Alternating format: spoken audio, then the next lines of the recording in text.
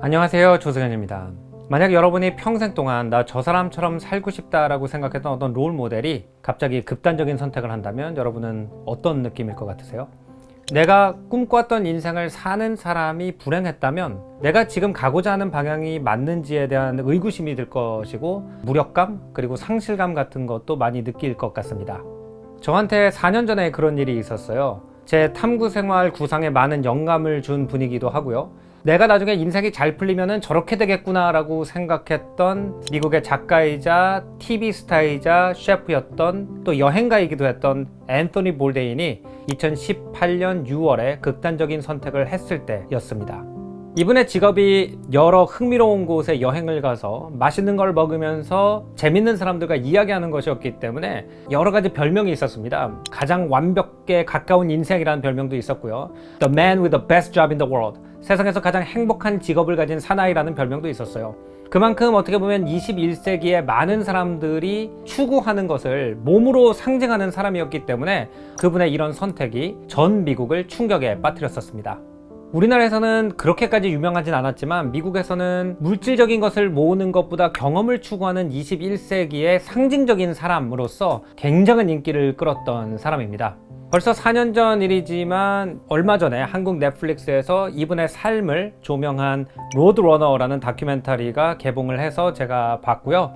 우리가 멋있다고 생각하는 삶, 그리고 성공적인 삶이라고 생각하는 것에 대해서 많은 생각을 하게 됐고, 제 삶의 우선순위도 조금 재정리하는 계기가 됐기 때문에 오늘 컨텐츠 준비해봤습니다.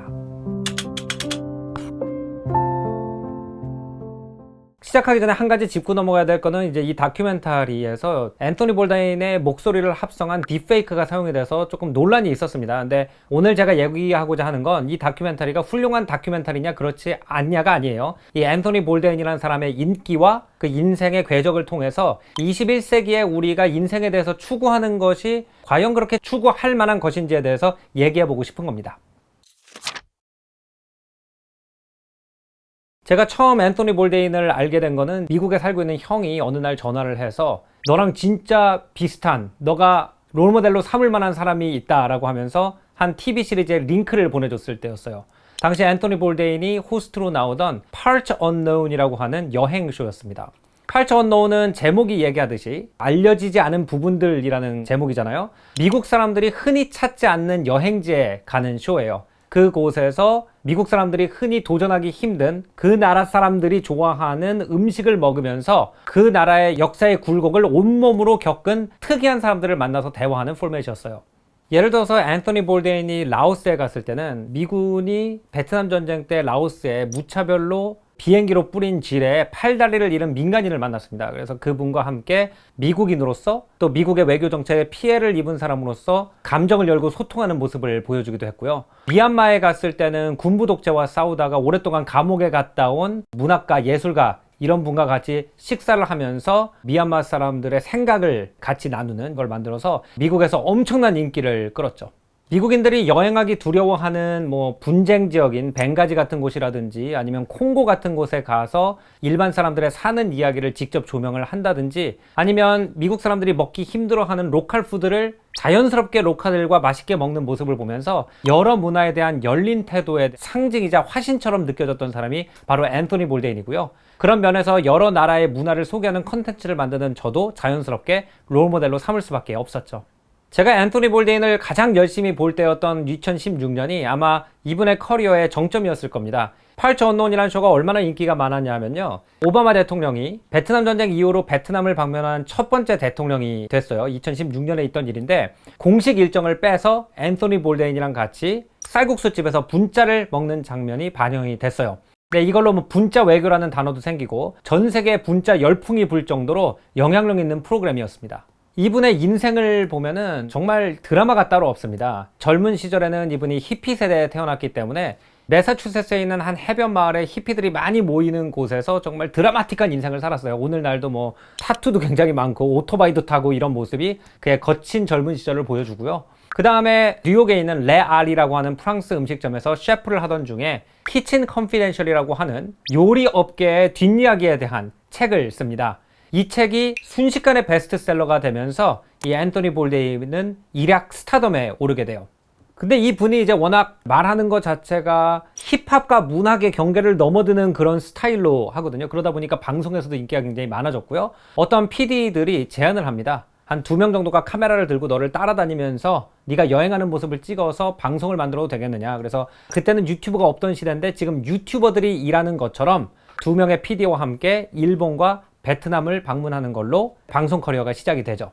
그러면서 이제 CNN의 No Reservation이라고 하는 여행 프로, 그 이후에 Parts Unknown이라는 프로그램이 미국에서 가장 인기 있는 여행 먹방 프로그램이 되면서 이분의 인기는 정말 하늘을 찌르게 되고 에피소드가 가면 갈수록 더 신기한 데를 갑니다. 심지어 남극까지 갔었어요.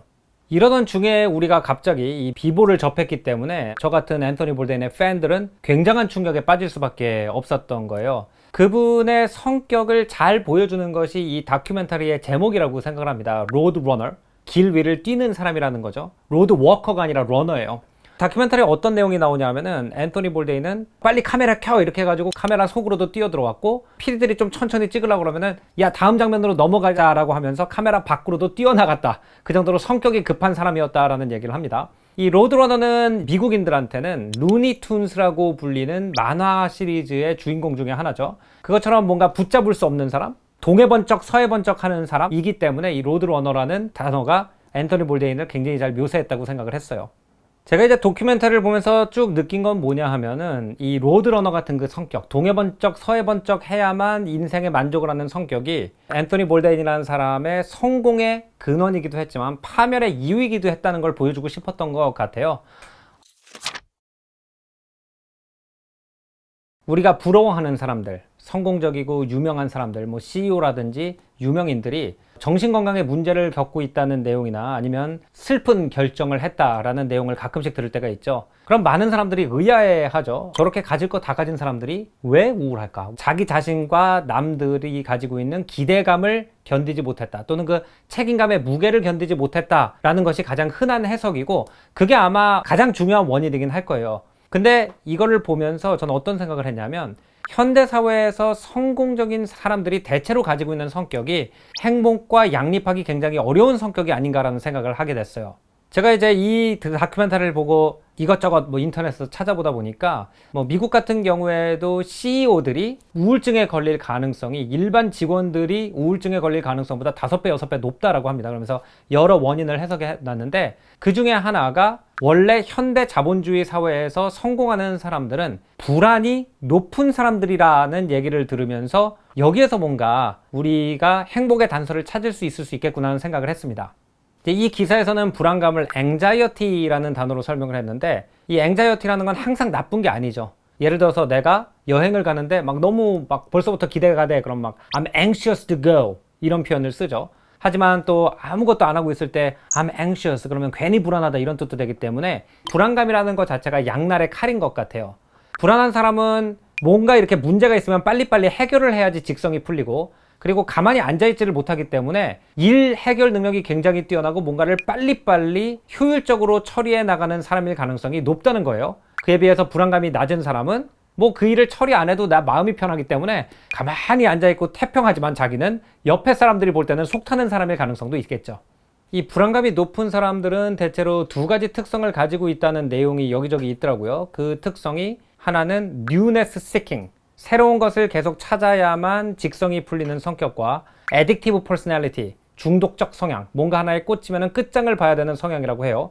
내가 가만히 못 있다 보니까 새로운 경험을 계속 추구하고 그 중에 갑자기 나 이거 멋있어 라고 생각하면은 그거를 끝장을 볼 때까지 해야만 불안감이 안정감으로 바뀌는 성향의 사람들이 성공할 가능성이 굉장히 높다고 합니다. 이런 성향이 우리가 21세기에 추앙하는 성향이다 보니까 앤서니 볼데인처럼 계속 새로운 것을 찾아 나가고 그 새로운 곳에서도 관광지에 머무는 곳에서 만족감을 느끼는 것이 아니라 진짜 뭐 콩고에 가가지고 직접 창을 가지고 멧돼지를 잡아본다든지 이런 여행도 끝까지 하는 사람, 이런 사람이 자연스럽게 우리 시대의 영웅으로 떠오른 게 아닌가 싶어요. 제가 왜 이 다큐멘터리를 보면서 제 인생의 우선순위를 좀 재정리해야겠다라고 느꼈냐 하면요, 대체로 우리가 돈과 권력을 추구하는 것의 허망함은 다 알고 있어요. 돈에 대한 욕심은 끝이 없다. 뭐 100억 벌면 사람은 1000억 벌고 싶어 하고 1000억 버는 사람은 1조 벌고 싶어 하다가 결국 불만족하게 죽는 게 돈을 추구하는 인생이다. 이런 말 너무 많이 하잖아요. 권력도 마찬가지고. 그 대안으로 우리가 21세기에 찾은 게 경험과 지식에 대한 욕망이에요. 근데 앤토니 볼데인이 보여준 게 뭐냐면은 경험과 지식에 대한 욕망도 지나치면 돈이나 권력에 대한 욕망이랑 똑같이 인생에 작용을 할 수 있다는 걸 보여준 것 같아요. 저는 이 앤토니 볼데인의 인생을 보면서 두 가지 고전에 대해서 다시 해석하는 계기가 됐어요. 하나는 괴테의 파우스트인데, 파우스트 연극을 보면은 첫 번째 독백 장면이 있죠. 거기서 나는 이것도 배워보고 싶고 저것도 배워보고 싶고 이건 이미 마스터했고 뭐 저 과목은 뭐 흥미를 가지고 있고 이렇게 자기가 얼마나 지적 호기심이 많은 사람인지 자랑을 합니다. 그러다 이제 악마가 와가지고 인간이 알 수 있는 모든 것을 알게 해줄 테니까 영혼을 팔라 그러니까 영혼을 판 다음에 지옥불로 떨어지죠. 어떻게 보면은 더 많은 지식, 더 많은 정보, 그리고 더 많은 경험에 대한 욕심으로 가득 찬 21세기의 모든 사람은 일종의 파우스트가 아닌가라고 생각을 하게 됐어요. 그리고 두 번째, 제가 아마 가장 탐구 생활을 비롯해서 방송에서도 많이 인용하는 보들레르의 여행이라는 시가 생각보다 서글픈 시라고 생각을 하게 됐습니다. 그전엔 굉장히 영감을 주는 시였는데, 그 시를 제가 젊었을 때 어떻게 읽었는지는 저 링크를 타고 들어가시면은 이렇게 쭉 해석을 해놨는데, 첫 번째 어떤 문장이 나오냐면, 우편엽서를 사랑하는 아이한테 세상은 자기의 상상력만큼이나 넓다. 등불 밑에서 보는 세상은 얼마나 넓은가? 상상 속에서 더듬는 세상은 얼마나 좁은가라는 표현이 있어요. 다시 말하자면 이미 세상을 다 경험하고 온 다음에 모든 게 다 시시하다는 거죠. 어떻게 보면은 이 우편엽서를 사랑하는 아이의 상태, 세상을 꿈꾸고 있는 상태를 그대로 놔두는 게 더 나을지도 모르겠다라는 어떤 후회 같은 걸 담은 시라고 생각을 하게 됐습니다. 왜냐면 이 시의 구조 자체가 여행을 많이 다니고 있는 사람한테 여행을 안 갔다 온 사람이 또 뭐 봤어요? 또 뭐 봤어요? 또 뭐 봤어요? 이렇게 질문을 하는 구조로 되어 있거든요. 근데 처음에는 되게 신기한 얘기를 많이 하다가 맨 마지막에 여행자가 이런 식으로 대답을 하거든요. 내가 일부러 보려고 한 것도 아니지만 나는 가는 곳마다 보았다. 긴 운명의 사닥다리 위에 인간의 제약이 더덕더덕 붙어있는 지루한 광경을. 앤토니 볼데인도 지구 여기저기를 돌아다녔지만 사실 분쟁 지역이라든지 가난한 슬럼도 굉장히 많이 돌아다녔어요. 그리고 그 슬픈 모습이 생각보다 다 비슷비슷하다, 생각보다 이제 새로운 게 없네, 지루하다라는 생각을 했을지도 모르겠다는 생각이 들었어요. 그 이 보들레르의 시의 마지막 부분이 어떻게 끝나냐? 죽음이여 늙은 선장이여 닻을 올려요, 나는 출발할 준비가 되었소. 천국이든 지옥이든 어디로 가든지 무슨 상관입니까? 시면의 끝에서 새로운 것만 발견할 수 있다면. 저는 이제 젊었을 때는 이것을 좋은 경험이든 나쁜 경험이든 무슨 상관이냐? 끝까지 가가지고 새로운 거를 발견해라. 결국 사람은 죽으니까, 이런 식으로 해석을 했는데, 앤토니 볼데인의 인생은 이 시와 같은 순서로 진행이 됐잖아요. 세상을 다 보고 와서 모든 게 지루해졌고 세상이 지겨워서 허무해서 시면 속으로 빠져들어 버린, 이게 대치가 되니까 이 시를 다르게 읽어야만 나도 오래 행복하게 살겠구나라는 생각을 했습니다.